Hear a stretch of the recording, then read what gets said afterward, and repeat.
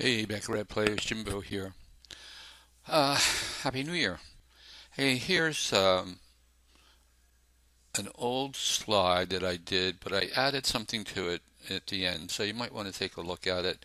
Instead of three little tricks to win more and lose less, it's four little tricks to win more and lose less. Let's take a look. Uh, and again, this is going to be a repeat, but I think it's important that everybody really adhere to this. Trick number one, don't think you're going to win every time. Don't count your winnings, count your losers. Establish an amount you want to win, set a stop loss for each session, and don't be afraid to walk away. I know it sounds like common sense, but a lot of players don't do that. Number two, test the strategy before you're using real money.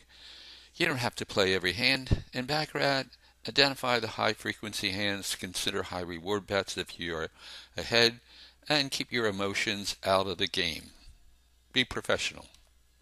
Now, trick number three, don't be a follower, be a leader. Have confidence in your strategy once you've tested it and you believe in it.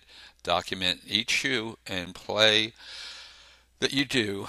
Review your documentation for mistakes, the way you play and the way that you play your game. Your goal is lose less, win more. I know it sounds trite, but if you were to look at any of the professional advice, they'll be telling you the same thing.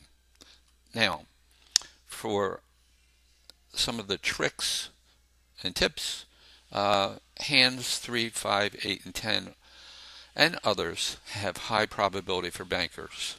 Hands 1, 15, and 38 and others have high probability for players. High frequencies hands for ties are 6, 12, 13, 16, 26, 32, and others. Pairs appear in hands 6, 17, 22, 45, 46 with high frequency.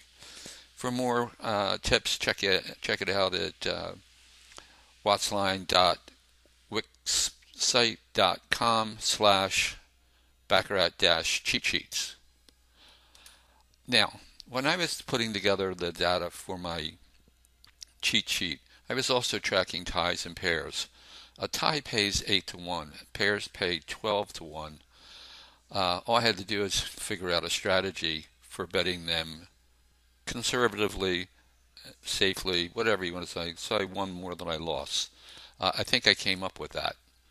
At the top of the cheat sheet on the next slide, you're going to see 16 boxes marked in blue and magenta.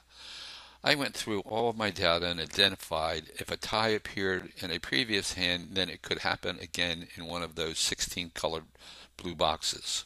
So here's the tie sheet across the bottom. And here's a beadboard that we're going to just judge it against. So if on average there's 5 ties and 48 hands, and we have 16 hands that we know have high probability of being ties or high frequency, and we know that it bets 8 to 1, if we start out with the first bet and lose it, we can lose the first, second, third, fourth, fifth, sixth, and seventh hand and win on the eighth hand and break even. And of course, if you win anywhere in between that, you're making money.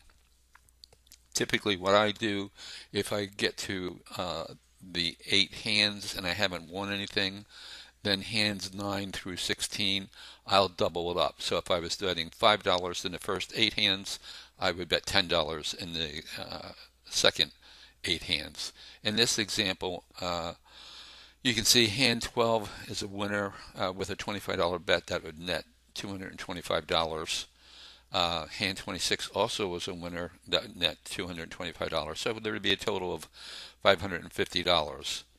6 bets did not win, so $150 was lost, leaving me with a net of $400. If you have 2 wins and half the shoe is over, and there's already been 4 ties, I recommend quitting. So this is just one aspect of the Pro Cheat Sheet. If you don't bet ties, you may not be interested in this.